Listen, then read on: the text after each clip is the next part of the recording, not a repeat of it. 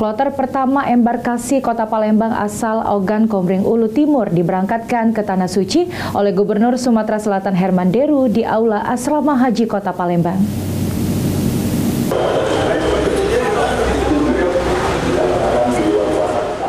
Gubernur Sumatera Selatan Herman Deru melepas kloter pertama jemaah haji embarkasi Palembang asal Ogan Komering Ulu Timur sebanyak 354 orang di Aula Asrama Haji Palembang.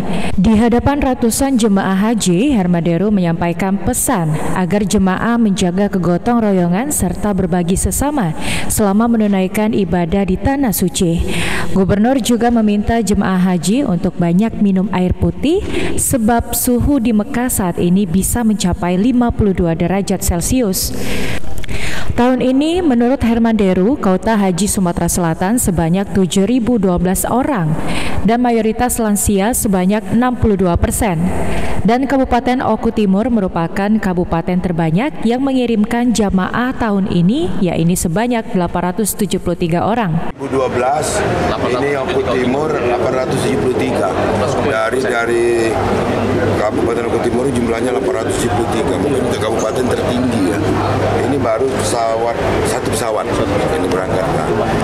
Kita sudah lepas secara resmi jemaah haji Sumsel yang akan berangkat di hari ini, kloter pertamanya. Mudah-mudahan mereka mabrur.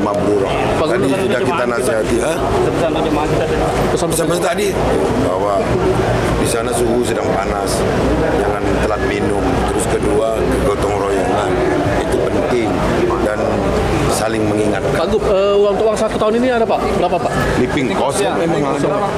Para jamaah ini mendapat pengembalian uang saku atau living cost sekitar 3 jutaan rupiah.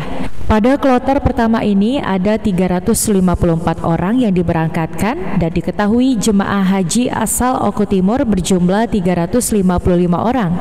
Namun satu orang sakit atas nama Turiyadullah berumur 71 tahun sehingga keberangkatannya ditunda.